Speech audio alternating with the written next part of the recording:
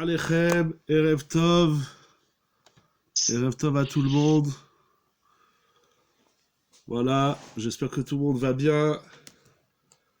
Toujours un grand plaisir de se retrouver le lundi soir pour étudier un sujet de halakha que j'essaye d'abord de bien mettre mon écran. Alors, c'est pas évident pour moi. Voilà.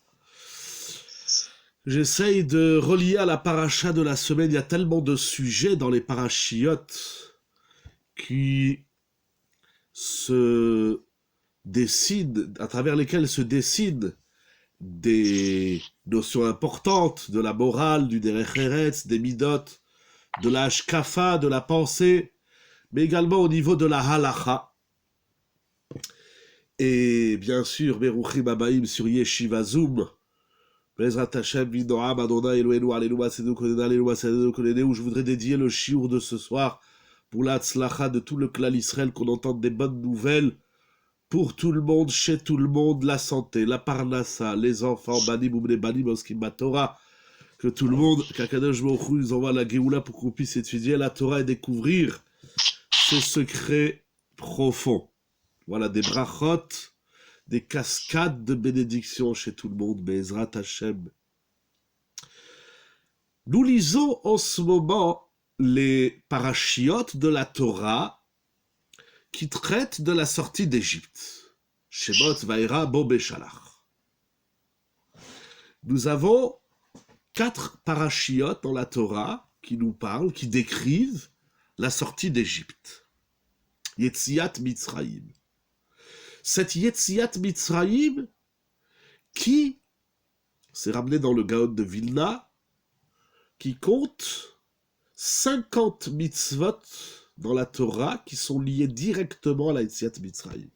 Vous savez par exemple que manger kasher, c'est lié à la sortie d'Égypte. Akadosh Baruch Hu dit vous mangerez tels animaux et vous ne consommerez pas d'autres animaux parce que je vous ai fait sortir d'Égypte.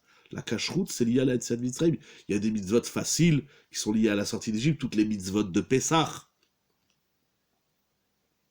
La mezouza, les téphilines, Pidyon Aben, il y a 50 mitzvot sur 613 qui traitent directement, qui sont liés direct, le Shabbat, bien sûr, Shabbat, qui sont liés directement à la sortie d'Égypte. Pardon, si on peut couper les micros, ça m'arrange, sinon ça fait de la friture. Parmi ces mitzvot liés à la sortie d'Égypte, il y en a une dont je voudrais parler ce soir, qui se démarque. Parce que nous avons plein de mitzvot pour se rappeler de la sortie d'Égypte, pour revivre la sortie d'Égypte. Mais il y a une mitzvah, j'en ai trouvé au moins une, il y en a peut-être plus, qui écrit l'histoire de la sortie d'Égypte. Que je voudrais lire avec vous un commentaire de Ramban, du Nachmanide, dans Shemot, au chapitre Bet, Perek Bet, Pasuk Rafé. Vayar Elokim et Bene Israël vayeda Elokim. En vérité, on peut lire même le Raf Gimel. Il y a 3 versets, Perek Bet, Pasuk Raf Gimel, où la Torah nous dit les enfants d'Israël gémirent de la avoda, de l'esclavage. Vaïzaakou, ils crièrent, et leur prière est montée vers Hachem, Atal Shav'atam el Elokim min avoda. Vaïshma Elokim, alors Hachem a entendu leur gémissement, et Hachem s'est rappelé de l'alliance qu'il a contractée avec Avraham, Yitzhak et Yaakov. Hachem a vu les enfants d'Israël, et Vayeda Elokim, il a pris conscience qu'Aviachol, si on peut ainsi parler d'Akadosh Baruch. Le psaume de Pessah rappelle maintes fois également que les enfants d'Israël ont imploré Akadosh Baruch Hu, ont prié. Il y a ici plusieurs verbes, Vayadchou, Vaïzaakou, Vatal Shav'atam, Vaishma Elokim et Naakatam. Il y a plusieurs verbes qui sont rappelés dans le psaume que nous lisons à Pessah, qui rappellent la prière des enfants d'Israël.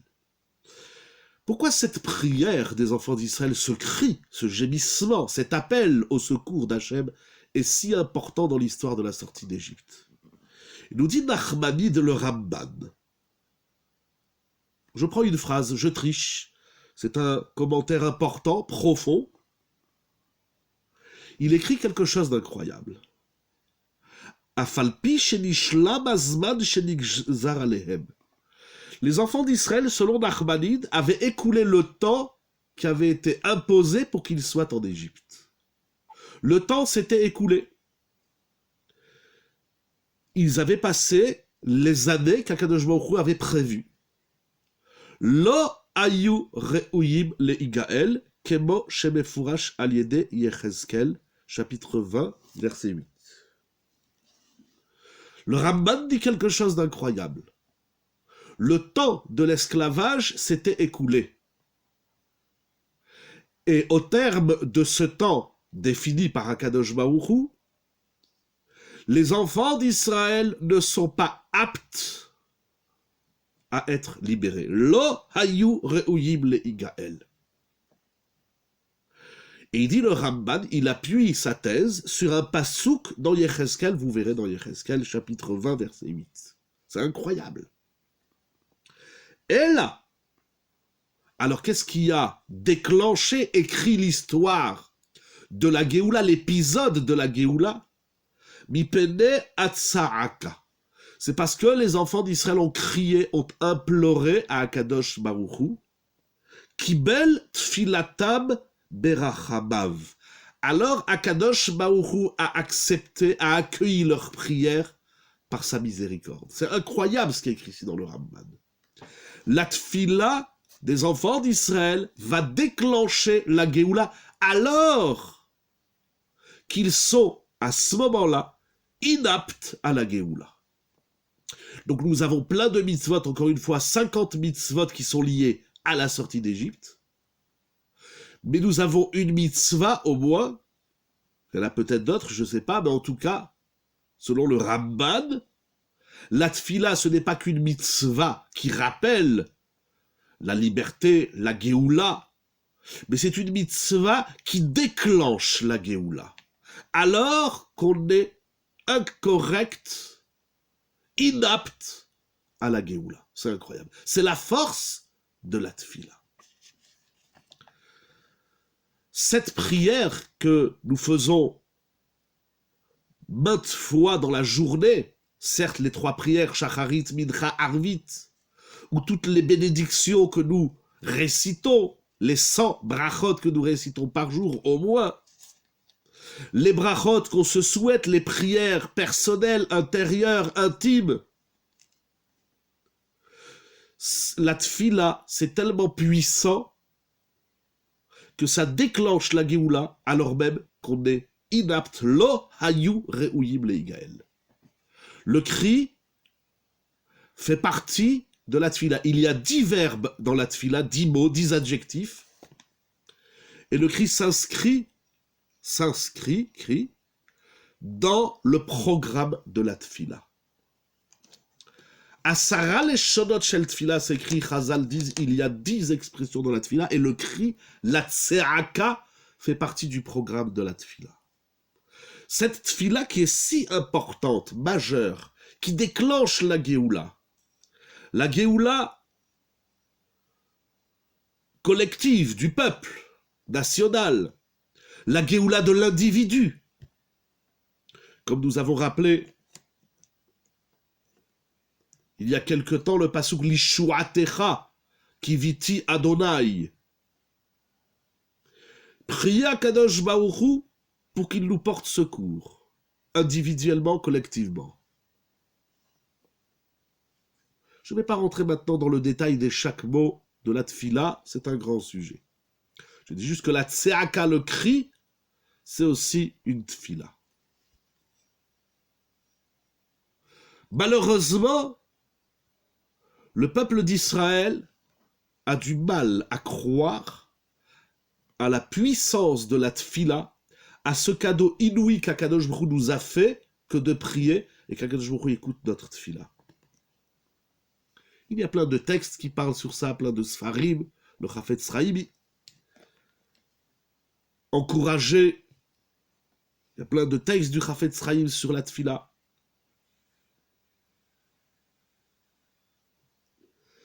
Un jour, une personne m'a contacté pour des tsarot, pour des épreuves qu'elle traversait. Elle m'a dit, qu'est-ce que je peux faire pour que ça aille mieux?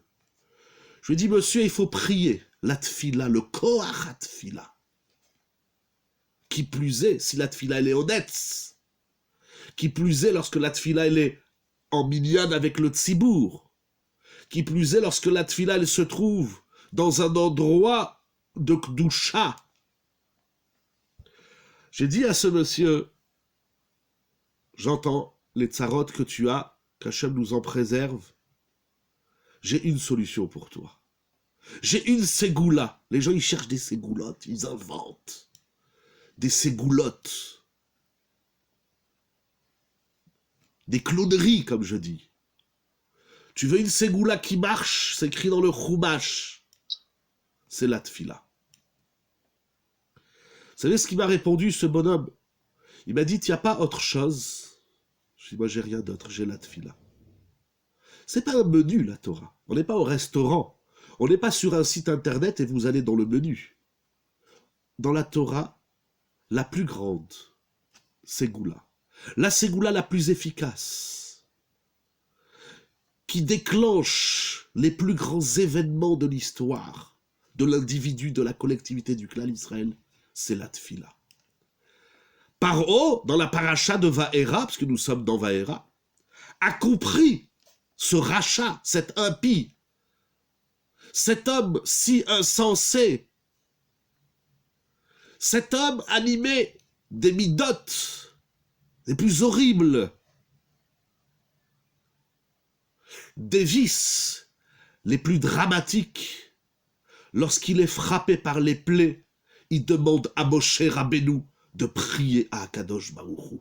L'homme le plus horrible, le plus cruel de l'histoire, ancêtre de tous les cruels et les horribles personnes de cette terre et de cette vie, le Pharaon. Je ne sais pas pourquoi on dit le grand et puissant Pharaon.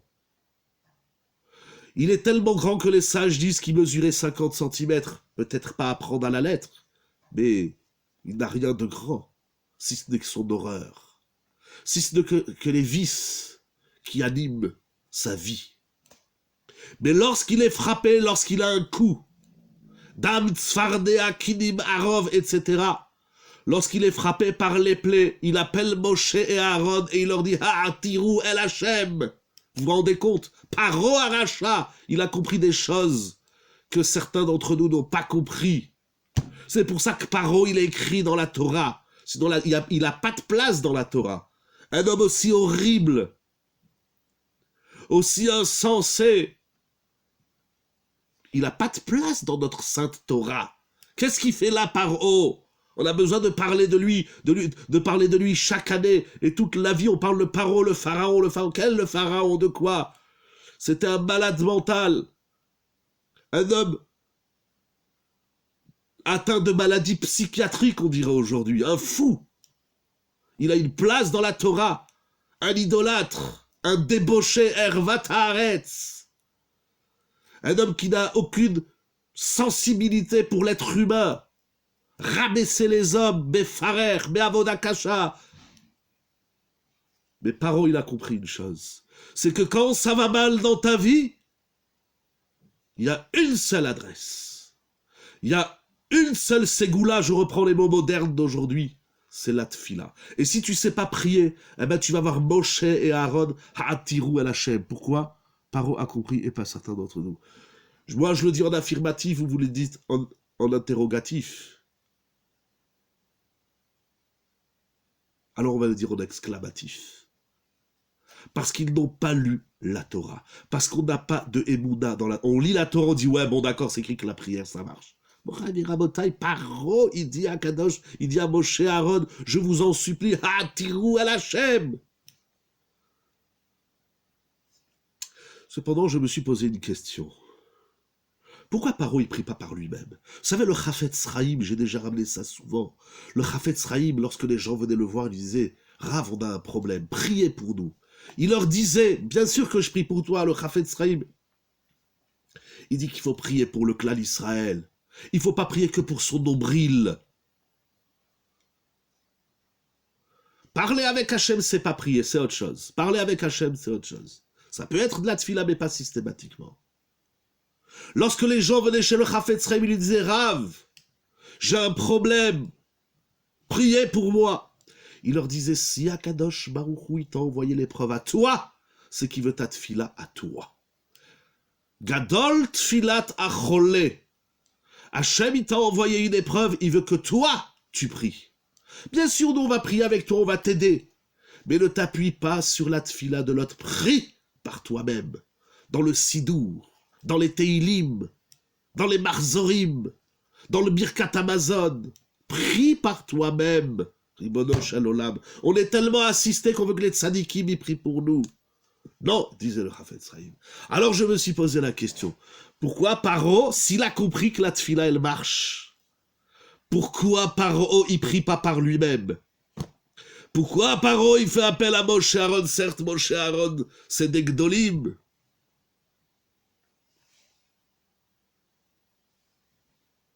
Certes, Moshe Aaron sont les tzadikim de la génération.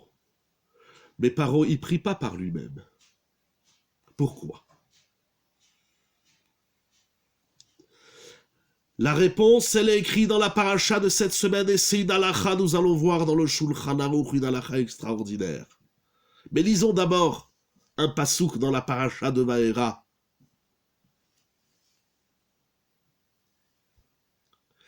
Et le commentaire de Rashi.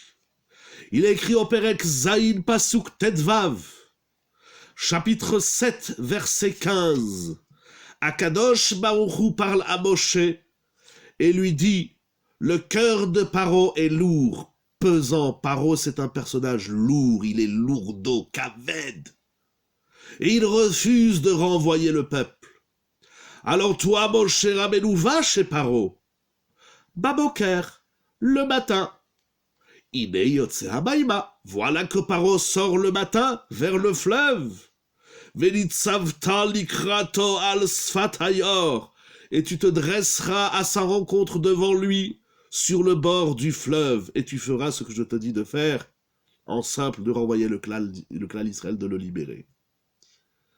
Ça change quoi que Moshe Rabbeinu, il doit aller chez Paro le matin? Parce que le matin, Paro, il va sur le fleuve. Qu'est-ce que Paro, il fait tous les matins sur le fleuve Moraï Verabotaï? C'est le roi d'Égypte, comme on dit aujourd'hui, la plus grande puissance du monde. Paro, il dit Rashi, quelque chose d'incroyable, un des plus beaux Rashi. J'adore ce Rashi. Le commentaire, il dit Rashi, il va tous les matins au bord du fleuve, très tôt, il se lève très tôt. Il y en a, ils se lèvent très tôt pour la cigarette, le café. Les plus intelligents, ils se lèvent pour aller à la tfila, pour étudier le Daf Yomi. Paro, il se lève très tôt le matin pour aller aux toilettes. L'Inkavav, il dit Rashi. Pourquoi la Torah a besoin de nous dire que Paro, il se lève le matin pour aller aux toilettes? Excusez-moi pour la tsniout, mais c'est Rashi qui dit ça. Shaya ose atzmo Eloha. Parce que Paro, c'est un baboul. Paro, il se prend pour un dieu. Véomer, et il faisait croire à toute une nation, She'enot sarich linkavav, qu'il n'a pas besoin d'aller aux toilettes. Umashkim veyotse lenilos veose sham tzrachav, il nous dit Rashi. Incroyable. Et donc il se lève tous les matins, il va au Nil pour aller faire ses besoins. Il se retient toute la journée et le matin, lorsque tout le monde dort, lorsque le monde batlan sous la couette, Paro, il va en cachette aux toilettes dans le Nil. Dans le palais royal de Paro, il n'y avait pas de toilettes. Incroyable, qu'est-ce qu'il dit Rashi. Donc Paro, j'ai envie de dire, comme il se prend pour un dieu, et il se cache d'aller aux toilettes. Tout le monde doit croire que Paro, c'est un homme qui ne va pas aux toilettes. Mais vous vous rendez compte un peu, mais c'est Nora Ve'ayom, jusqu'où l'homme il peut aller pour se prendre pour un dieu. Il préfère avoir mal au ventre. Il préfère être mal plié en quatre pour qu'on dise qu'il est un Dieu. Alors, puisque je suis un Dieu, je n'ai pas besoin de prier à Dieu. Mais tu vois bien que tu es un Dieu limité. D'abord, tu vas aux toilettes, c'est une réalité. Mais Paro, il ne peut pas prier. Mais on va voir que c'est plus profond que ça. Paro, il ne peut pas prier. Parce qu'il y a une halakha dans le Shulchan Aruch qui dit la chose suivante.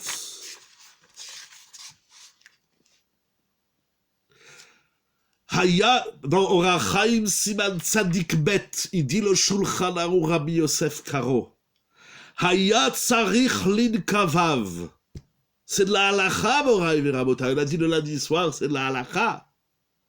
Si une personne ressent un besoin d'aller aux toilettes, al itpalel, il n'a pas le droit de prier, c'est assourd de prier lorsqu'on ressent un besoin, petit ou grand. Ve'im itpalel, et celui qui, avant de prier, de faire sa tfila, il a besoin d'aller aux toilettes et il n'y va pas et il prie, malgré son besoin intestinal ou de la vessie, sans entrer dans les détails, s'il a quand même prié, tfilato to'eva, c'est écrit dans le Shulchan Aruch, Orach Chaim, Siman Tzadik Bet Seif Aleph. Sa prière est une abomination. Vetzarich lachzor ou leitpalel. Et il devra recommencer la tfila. Avant de poursuivre dans le Shulchan Aruch et dans les Acharonim, dans la Halakha. Donc vous voyez que nous sommes sortis d'Égypte grâce à la tfila que même Paro a compris. Mais Paro, il n'a pas compris qu'avant de prier, il faut aller aux toilettes. Qu'est-ce que ça veut dire, ça? Pourquoi avant de prier, il faut aller aux toilettes? Eh bien, j'irai aux toilettes après, je prendrai mon temps, je lirai le journal ou je jouerai sur mon téléphone. Pourquoi est-ce si important d'aller aux toilettes avant la tfila? C'est une halakha dans le Shulchan Aruch. Excusez-moi la tzniut. Baruch atah Adonai, Eloheinu melech haolam she'akol yamid baro. J'ai vu une très belle idée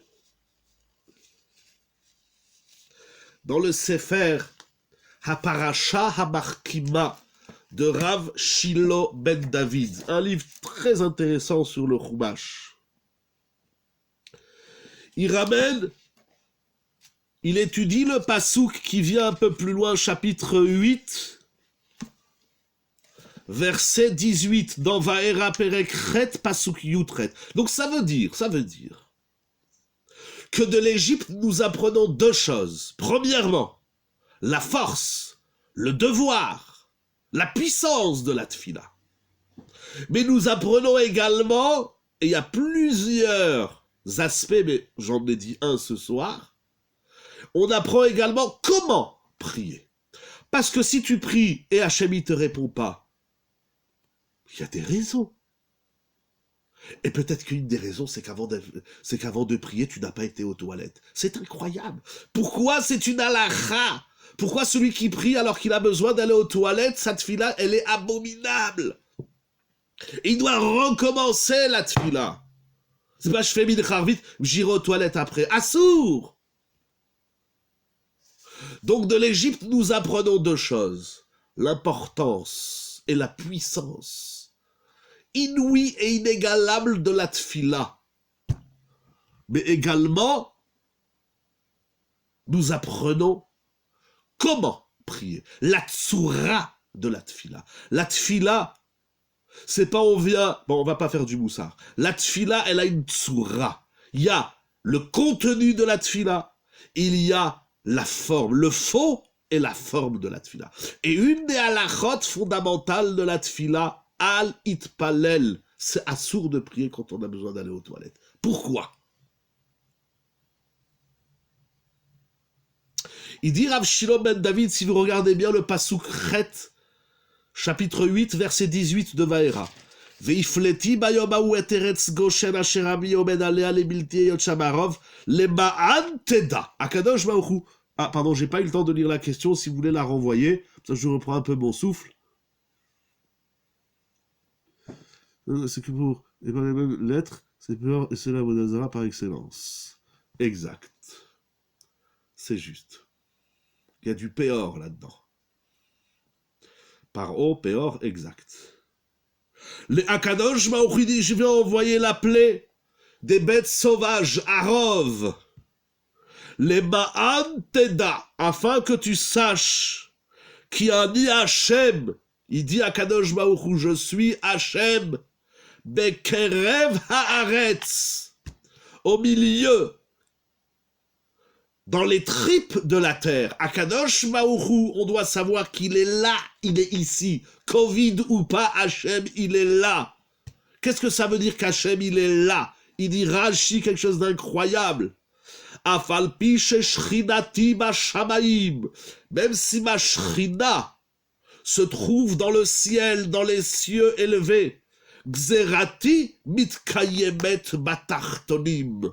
Ce que je décrète se réalise dans les créatures d'en bas. Akadosh Baruch il est en haut, mais ce qu'il dit, ça descend vers le bas, ça descend vers la terre, vers les créatures, vers les tartonim, les créatures inférieures de ce monde. Il dit Rav Shilo ben David, Akadosh Baruch il veut nous montrer que bien qu'il soit Gavoa, mais al Gavoa, il est élevé. On ne s'imagine même pas suffisamment la suprématie d'Akadosh Baruch Hu. Il est loin des hommes. Il n'a pas de corps et il n'a pas de forme corporelle. Et pourtant, il a créé le monde. Et il continue de le guider, de le gérer, de s'en occuper, de le surveiller. Et Akadosh Baruch Hu, il surveille et il regarde la plus petite et la plus inférieure des créatures. Akadosh Baruch Hu, il est tout en haut, mais de tout en haut, il regarde ce qui se passe tout en bas. Les peuples, les nations ne comprennent pas ça. Ils pensent qu'Akadosh Baruch Hu, il a abandonné la terre aux lois de la nature et aux hommes, parce que l'homme a du mal de comprendre que quand il est tout en haut, il faut qu'il apprenne à regarder tout en bas. Si tu es élevé, tu n'as pas de rapport avec ce qui est en bas. Ramal kol goïm Hashem, Akadosh Baruch Hu, il a dit dans les Teilim 113. Ala shamaim kevodo, le kavod Hashem, c'est le ciel. Mikashem elokenu amagbil hashamet, qui comme notre Dieu Akadosh Baruch Hu, qui est élevé gavoha me'al gavoha. Et pourtant, amashpili nirot bashamaim ou ba'aretz, Akadosh Baruch Hu kaviachol, il se rabaisse pour aller voir qu'est-ce qui se passe en bas. Ça veut dire, et il poursuit et il continue, c'est ça. Il y a une bracha exceptionnelle. C'est ça qu'il n'a pas compris, pardon. Et si tu n'as pas compris que Hachem, il est tout en haut, et de tout en haut, il voit, il gère le tout en bas, tu ne peux pas prier. Il n'y a que Moshe et Aaron qui peuvent prier pour toi. Si tu pries, mais tu penses que Hachem, il est loin, et qu'il n'y a pas de rapport entre Hachem d'en haut et le monde d'en bas, alors ta tefila, elle ne marche pas. Ça, c'est aller aux toilettes. Quel est le rapport? La Gemara dans Masechet Brachot, Daf Samer Amud Bet, elle nous dit la chose suivante. Elle nous dit qu'à chaque fois qu'on va aux toilettes, pour faire ses petits ou grands besoins, il faut faire une bracha qui s'appelle Asher Yatzar. Et dans cette bracha, il y a quelque chose de fabuleux. J'ai déjà eu l'occasion de le dire plusieurs fois, mais c'est tellement incroyable. Dans cette bénédiction, où nous rappelons qu'Akadosh Baruch Hu a créé l'homme avec sagesse, avec des orifices, avec des conduits, et on remercie Hachem que ça fonctionne, parce que lorsque ça ne fonctionne pas, alors là, ça fonctionne, Bezrat Hachem. On remercie Hachem que ça fonctionne. Et on dit quelque chose d'incroyable. Galoui veyadua lifle ki se kevodecha. Hachem, depuis ton trône céleste, plus précisément depuis le trône de ta gloire, de ton honneur, tu gères nos petits et nos grands besoins, les plus inférieurs et les plus impropres. Celui qui n'a pas compris qu'il a Kadosh Baruch Hu, mais Kérev, c'est les tripes.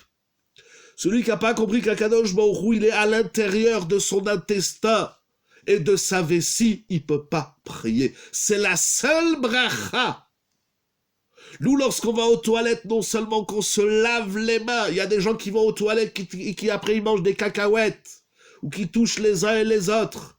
Dans la Torah, non seulement qu'on se lave les mains, mais on récite une bracha exceptionnelle.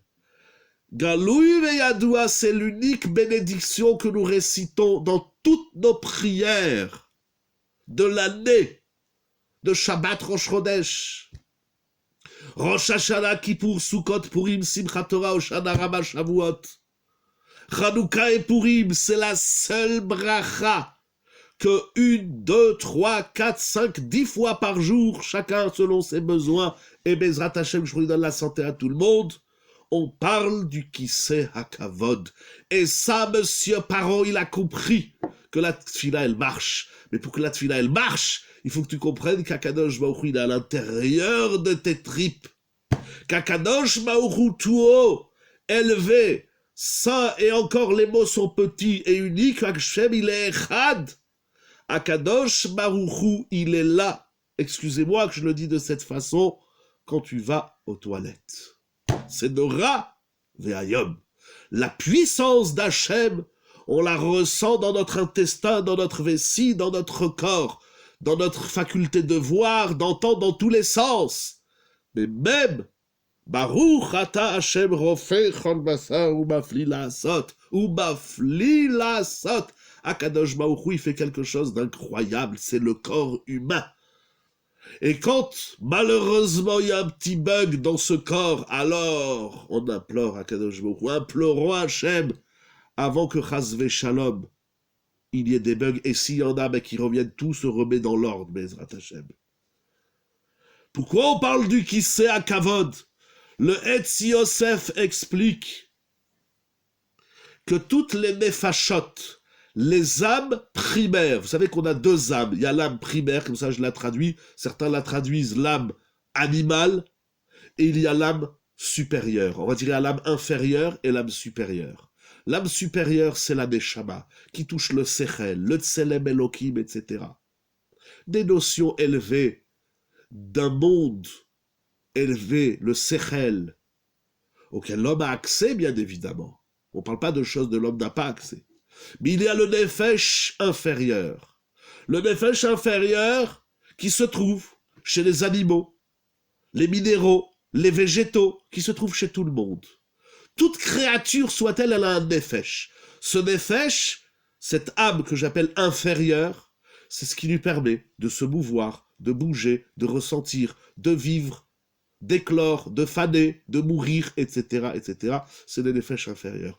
Toutes les nefashot, même inférieures, celles qui nous permettent de bouger, de vivre, d'aller aux toilettes, de manger, etc., elles viennent du Kisei HaKavod, nous dit le Etz Yosef. Alors la Neshama, elle vient de plus haut que le Kisei HaKavod. Ça, c'est la bracha d'après Elokai, Neshama Shenatata Biteora. La Neshama, elle vient de Akadosh Baruch Hu, c'est écrit comme ça, c'est un Chelek Elokam, le Nefesh inférieur, il vient du Kisei HaKavod, nous dit le Etz Yosef. Et ce qui est intéressant, j'avais déjà eu l'occasion de le faire remarquer, c'est que le matin, nous prions d'abord sur le corps, Asher Yatzar et Adam, et après, on parle de la Neshama.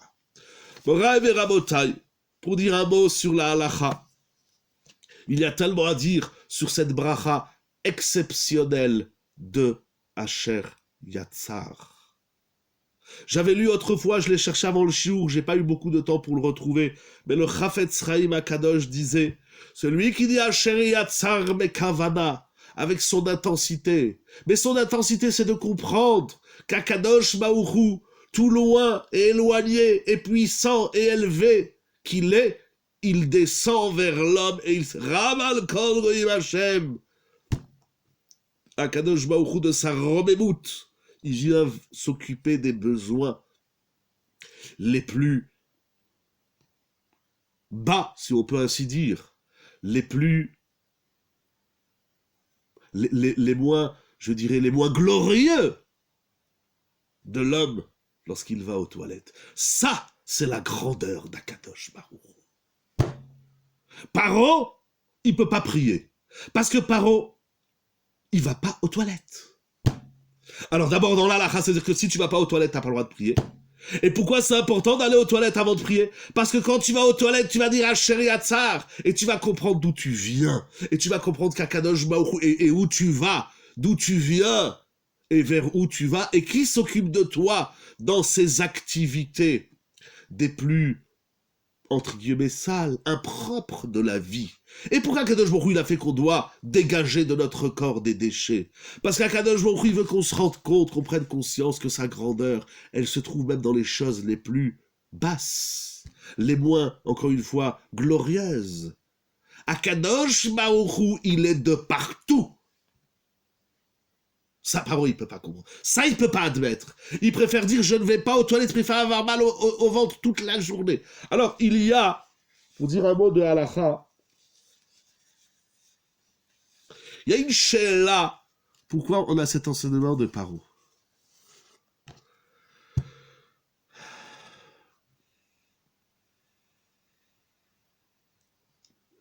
Tel que je l'ai présenté, la réponse que je peux vous proposer, mais à réfléchir, c'est que Paro, il a cette ambiguïté, ce paradoxe. D'un côté, il a compris la puissance de la tfila. Il dit à Moshe Aaron, priez. Ces magiciens, etc., ces marabouts égyptiens ne peuvent rien contre les plaies de l'Égypte. Seul, il a compris Enod Milvado. Je dis aux gens, on essaye, je me le dis à moi-même, Mechila Melaïmouna. Vous vous rappelez, il y a quelque temps, j'avais fait un chiot, on avait étudié ensemble Anochi Hashem Elokecha Shiotzetira Mitzrayim. L'Aïmouna, c'est la base de la Torah. C'est le point de départ. Bisrout Haemouna Nigalu Avotenu Mitzrayim, le Maharal, il ramène le Midrash, qui dit que c'est par l'Aïmouna qu'on a été libéré. Mais c'est quoi l'Aïmouna? Tout juif du monde entier, il se dit croyant. Il y a des niveaux dans l'Aïmouna. Les gens se disent, il y a quelqu'un prie, il dit, oh, la prière, ça marche pas. Mais tu crois en Dieu? Bien sûr. Mais c'est-à-dire quoi, croire en Dieu, si tu penses que la tefila, elle marche pas? Comment on peut croire en Akadosh Baruch Hu, en même temps on investit peu, voire pas du tout dans la tefila? Mais je dis avec le Covid, pardon que, à travers votre question, je m'excite, mais j'ai déjà dit, ça fait 2 ans, les choules, elles devraient être, je parlais encore aujourd'hui avec un rave de la ville, il m'a dit, mais depuis le Covid, Baruch Hashem Yaminian, etc., mais on retrouve pas des choules pleines à craquer. On a 10 choules à Nice, mais on devrait en avoir 100. Mais pourquoi on n'investit pas dans la tfila? On attend. Les gens, ils attendent. Pour certains, c'est fini le monde du Covid. C'est un nouveau monde et on restera comme ça toujours. C'est de la kfira. Ça s'appelle renier Akadosh Baruch Hu. Celui qui va pas à la choule, il croit pas en Dieu. Alors on me dit, oui, mais les gens, ils ont peur. Mais quand tu as peur, tu fais quoi? Tu attends. Quelqu'un qui a peur, et il attend. C'est pas comme ça que la peur et le danger et le problème, il va passer. Qu'est-ce qu'il fait un juif? Il prie. Je voudrais vous raconter une histoire. À travers votre question, vous me rappelez une histoire que j'ai lue dans Rav Zilberstein. Dans Barichi Nafshi, d'ailleurs, de la paracha de cette semaine. Il raconte l'histoire d'un Rav qui, pendant la Shoah, tout le monde, malheureusement, savait ce qui se passait. Et donc, il est parti, ce Rav, il est parti à la Choule, Rosh Hashanah, il a prié. Mais la contrée où il habitait, les nazis, Marshema, Kakadosh Baruch Hu, effacent leur nom pour l'éternité, n'était pas encore arrivé dans sa contrée. Et cet homme, il est à la Choule, il prie, c'est pas ce qui se passe à l'extérieur de la Choule. Après qu'il a fini de prier sa tfila de Rosh Hashanah, après Shacharit, Moussaf, le chauffard, il sort dans la rue avec son talit. C'était en Pologne. Vous allez voir pourquoi c'est important de savoir où ça s'est passé. Il sort dans la rue et il marche avec son talit jusqu'à ce qu'il arrive devant chez lui. Et lorsqu'il arrive devant chez lui, malheureusement, il tombe sur un soldat nazi qui sort son revolver pour lui tirer une balle dans la tête. Et cet homme, il a gardé son sang-froid Il a prié, il a dit à Kadosh Baruch Hu, sauve-moi de ce drame. Il n'a pas fini de prier que son voisin, dans l'immeuble où il habitait, un Polonais, il se met à la fenêtre et il parle en polonais et il s'adresse aux nazis. Comme le nazi, c'est un Allemand qui ne comprend pas l'allemand, le polonais, il se tourne vers le Rav. Il lui dit, moi, qu'est-ce qu'il dit l'autre là-haut? Il a prié, il a dit, Akadosh Baruch Hu le'adam ma'achelev u'me'Hashem ma'anelashon. L'homme dans sa tête, il a des millions de pensées. Le'adam ma'achelev u'me'Hashem ma'anelashon. Prie pour que ce qui sort de ta bouche soit correct. Il a dit à Kadosh Baruch Hu, mets-moi des mots pour me sortir de cette situation, dans ma bouche pour sortir de cette situation. Vous savez qu'est-ce qu'il va faire? Alors le nazi dit au Rav, qu'est-ce qu'il raconte le bonhomme au deuxième étage? Il dit, qu'est-ce que je vais lui dire? Le Polonais, il est en train de dire au nazi, vas-y, descends-le, bute-le, comme on dit aujourd'hui, écrase-le. Il dit, mais si je lui dis ça, l'Allemand, il va me tuer. Qu'est-ce qu'il a fait le Rav? Le Rav, il a dit à l'Allemand, tu sais ce qu'il est en train de me dire, le Polonais? Il est en train de me dire que moi, je dois te tuer à toi. Incroyable, le juif, il lit l'histoire à l'envers. A forma ve a forma de koulabé. Alors quand le nazi il a entendu ça, il dit quoi? Le Polonais, il veut que toi, le juif, tu me tues? Il va orienter son revolver vers le Polonais et il va tuer le Polonais. Et comme ça, ce Rav, il a été libéré. Bon, Rav et Rabotai, on investit la tfila, c'est bien, mais c'est pas assez.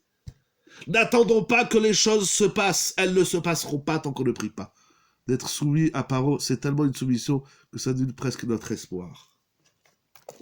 Alors là, si Paro, il annule notre espoir, et malheureusement, il y a des juifs qui ont perdu et qui perdent espoir, eux, ils vont mourir dans l'obscurité, le rocher. Ils meurent dans le tunnel parce qu'ils n'arrivent pas à allumer la lumière. Kakadosh Baruch Hu nous donne la force. Je voudrais avancer, dire encore quelques halachot. Paro, il a compris que la tfila, ça marche. Mais Paro, il prie pas. Il demande aux autres de prier pour lui. C'est dramatique. Moraï et Rabotai, c'est écrit dans la halacha. On l'a dit. Avant de prier, si tu sens que tu as besoin d'aller aux toilettes, c'est assour de prier. Et si tu as prié ta tfila, c'est de la poubelle. C'est de la to'eva. D'ailleurs, le Shulchan Aruch, il dit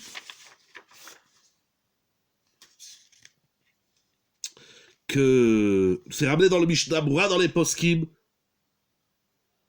C'est écrit dans la prophétie de Amos, Perek Dalet Pasuk Yudbet. Hikon likrat Elokecha Israël. Il faut se préparer pour aller à la rencontre d'Akadosh Baruch Hu. Il est dit aussi dans Kohelet, Shemor Raglecha Kasher Telech et Beta Elokim. Surveille tes organes avant d'aller à la rencontre d'Akadosh Baruch Hu.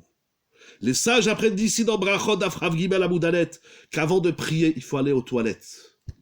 Donc, première halakha, si avant de prier, tu sens que tu as besoin d'aller aux toilettes, c'est assour de prier. Et si tu as prié ta prière, elle vaut rien et il faut recommencer. Cependant, le Shulchan Aruch soulève dans Siman Tzadik Bet, Seif Bet, une autre question. Parfois, avant la tfila, tu n'as pas besoin d'aller aux toilettes. C'est pas chaque fois qu'on prie qu'on a besoin d'aller aux toilettes. C'est pas comme les enfants, chaque fois qu'ils rentrent en classe, tout de suite, maîtresse, est-ce que je peux aller aux toilettes? Donc, il y a une personne qui, avant la tfila, peut-être même elle s'est surveillée, elle était un peu sensible à l'écoute de son corps, dit non, j'ai pas besoin d'aller aux toilettes. Et on se met à prier. Et voilà que tout d'un coup, dans la tfila, il a une envie. Doit-on s'arrêter au milieu de la tfila pour aller aux toilettes? Ou bien, je finis ma tfila jusqu'à Osé Shalom, et ensuite, j'irai aux toilettes. Le Shulchan Aruch, expliqué par les poskim, j'ai notamment en face de moi le Halacha Brura Chelek He, si je ne me trompe pas, conclut les halachot suivantes. On va voir plusieurs halachot importants. Vous avez compris la question. Celui qui ressent le besoin d'aller aux toilettes avant la tfila, c'est assour de prier. Celui qui, avant la tfila, il ressent rien, il n'a pas besoin d'aller aux toilettes, il a le droit de prier. Mais voilà que l'envie se déclenche pendant ma tfila. Je suis en train de dire Refaïnou, paf, j'ai besoin d'aller aux toilettes. Ou Barechenou, etc. Au milieu de la tfila, il y a une envie qui surgit. Comment fait-on?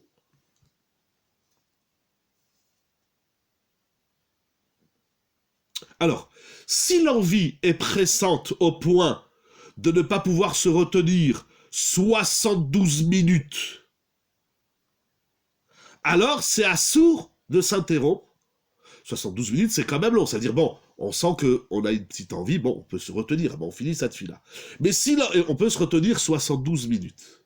Mais si on ne peut pas, des fois ça arrive, lo allez-nous, il y a des gens, avant il y avait, maintenant il n'y a plus, tout le monde est en bonne santé, mais il y a des gens qui ont des problèmes médicaux, quels qu'ils soient, et quand l'envie elle vient, il faut qu'il aille aux toilettes dans les 2-3 minutes. Tout de suite, il doit aller aux toilettes. Donc s'il peut se retenir 72 minutes, il finit cette fille-là. Sur lui, on va pas dire que cette fille-là, elle est pourrie, parce que lui, avant la fille-là, il n'avait pas besoin d'aller aux toilettes. Mais si l'envie, elle est pressante, au tel point qu'il ne peut pas se retenir, il ne pourra pas se retenir 72 minutes, il ne faut pas qu'il dise, bon alors, vite, je me dépêche, je finis la hamida, je la bâcle, et je vais aux toilettes. Non, si tu ne peux pas, si l'envie se déclenche au point que tu ne pourras pas te retenir, dans l'absolu, ne peut pas se retenir 72 minutes, il faut qu'il aille aux toilettes tout de suite.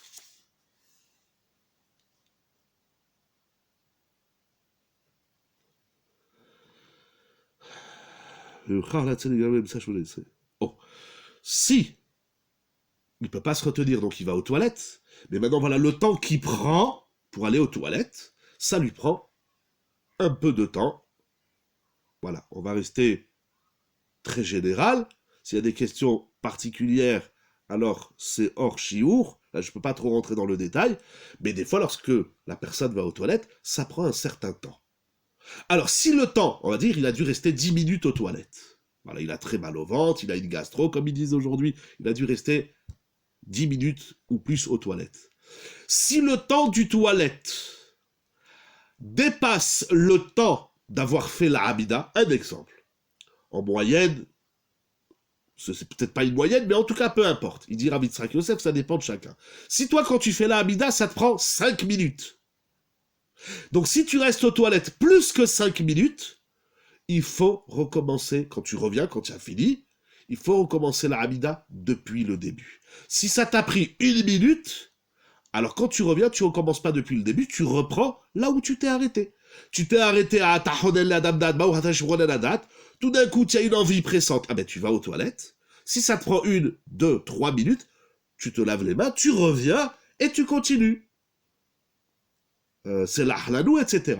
Mais si ça t'a pris le temps du toilette, t'as pris plus de temps qu'une prière, quand tu reviens, tu recommences la tfila depuis le début.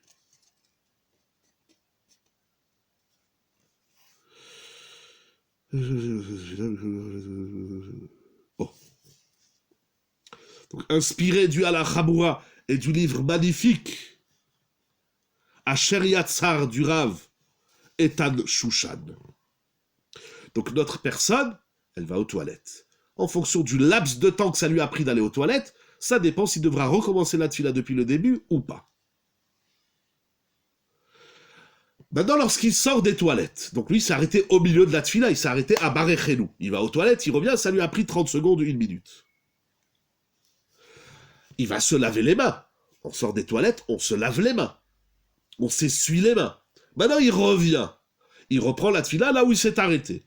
Bien évidemment, nous disent les poskim, c'est assourd de réciter, il faut faire Asher Yatzar de réciter. Oh, voilà, j'y arrive tout de suite.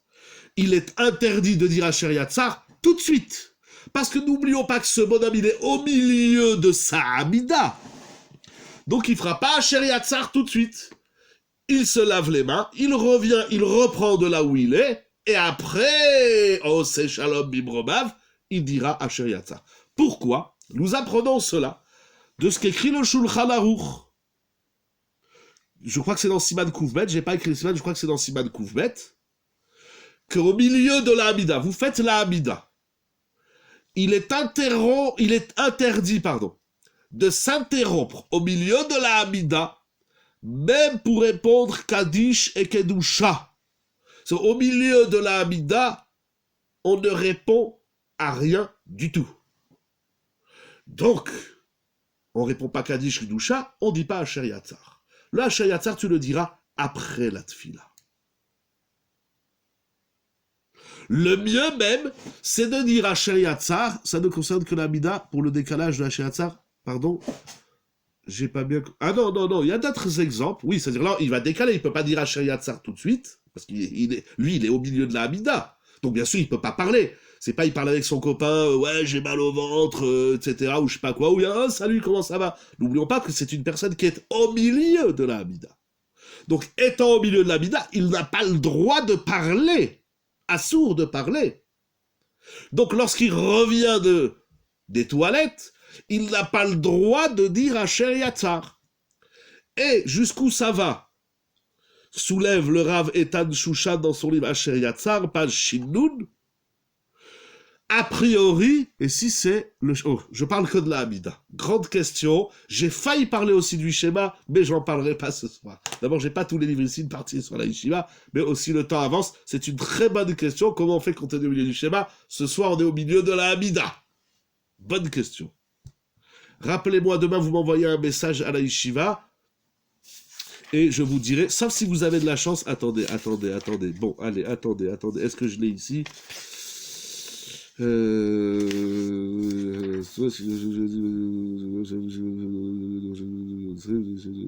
c'est pas ça. Renvoyez-moi la question demain par WhatsApp, Blinéder, je vous dirai la réponse. Là, je suis dans la Hamida, il faut comprendre l'importance. Des fois, au milieu de la Hamida, les gens, ils tournent, ils font un signe, ils regardent le téléphone, ils regardent la montre, je sais pas.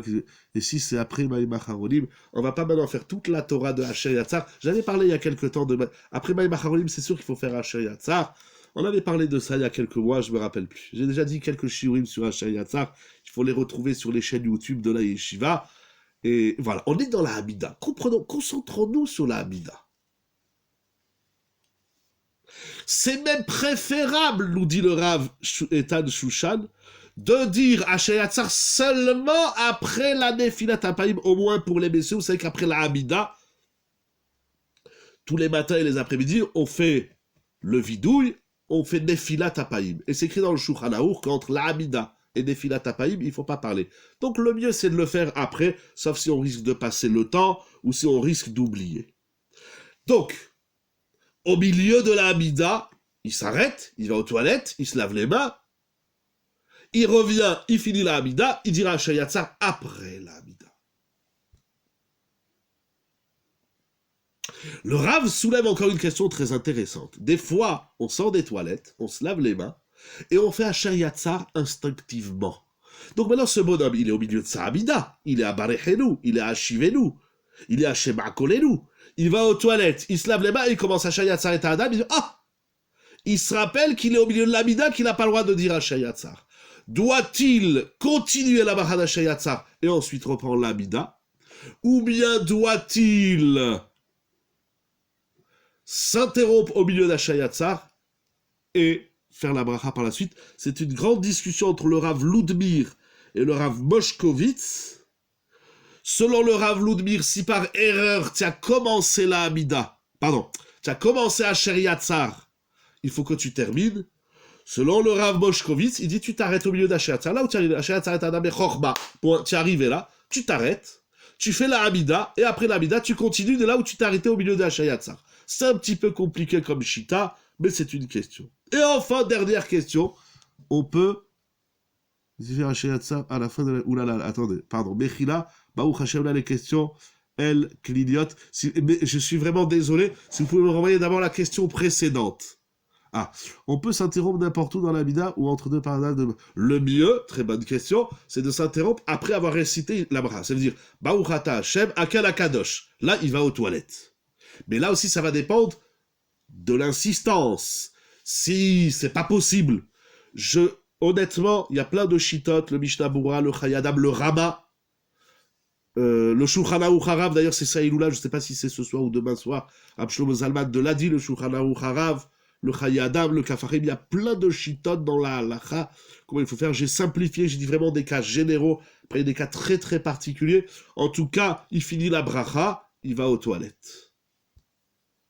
Il dit pas Asher Yatzar. Si au milieu il a commencé à dire Asher Yatzar, peut-il faire Asher Yatzar à la fin de la Mida avant? C'est une très bonne question. Alors ça, en vérité, ça c'est une bonne question parce que de dire Asher Yatzar dans Elokai Neshama, c'est possible seulement si le temps de dire Asher Yatzar est passé. C'est une grande discussion combien de temps nous avons pour dire Asher Yatzar après les besoins. Il y a plusieurs chitotes, il y a 2 grandes chitotes, il y en a qui disent une demi-heure, le Ben Ishraï et d'autres poskim, et Rabbeinu Ovadia Yosef, il dit on a 72 minutes. D'après le Rav Etan Shusha, dans son livre Asher Yatzar, si on peut faire comme le Ben Ishraï, c'est mieux, c'est-à-dire attendre une demi-heure, mais si on n'a pas pu pour X raisons, on pourra faire Asher Yatzar jusqu'à 72 minutes. Donc ça dépend combien de temps il était aux toilettes. Si le temps il risque de passer, si Bémet il a très mal au ventre, il est resté une demi-heure aux toilettes, alors quand il revient, et il est au milieu de Eloka Inetzar, alors il peut dire Asher Yatzar tout de suite, mais le mieux c'est de dire Asher Yatzar après Osé Shalom. Enfin, dernière question pour ce soir, dans la halakha de Asher Yatzar et la Tfila. Vous avez vu comment il faut conjuguer la Tfila et Asher Yatzar?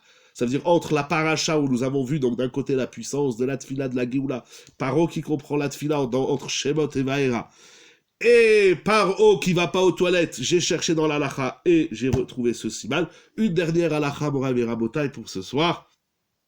Une personne qui va aux toilettes au milieu de la Chazara. Vous savez que la Hamida, bien sûr, elle est répétée, c'est au milieu de la répétition du Shaliyar Tzibour. Donc il va au milieu de la Chazara, il a besoin d'aller aux toilettes. Bien sûr, il va aller aux toilettes et là, il devra dire Asher Yatzar tout de suite. Étant donné qu'il est sorti pour aller aux toilettes, eh ben, il peut continuer à rester dehors. Il ne faudra pas dire Asher Yatzar après la Chazara, il faudra le dire au milieu de la Chazara. Yehi Ratson, Milefanecha, Hashem, Refaenu, Hashem, Nerafe, Hashem, Hashem, Hashem, Baruch ata Hashem, Rofer, Cholam, Israël, Kakadosh Baruch Hu donne la guérison à tout le clan Israël. Que le clan Israël, il se lève et il se couche ce soir, il se lève demain matin en forme, Bezrat Hashem, qu'on puisse dire Asher Yatzar avec une grande kala, et au milieu de Asher Yatzar, il peut répondre à Chazara ou pas. Non, au milieu de Asher Yatzar, on ne répond pas, on ne coupe pas les brachot au milieu.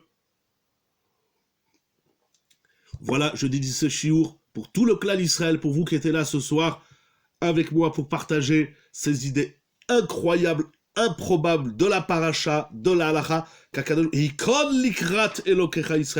qu'on puisse, Bezrat Hashem, se préparer correctement, physiquement. Amen, vous aussi, amen, amen, des brachot, il n'y a rien de difficile. Asher Yatzar, il faut la faire, mes kavana. Je me suis arrêté seulement. Todarabah, men chez vous aussi, je me suis arrêté seulement sur qui c'est Kevodecha. Mais disons cette bracha avec tout le stress que le sens des mots, la kavana.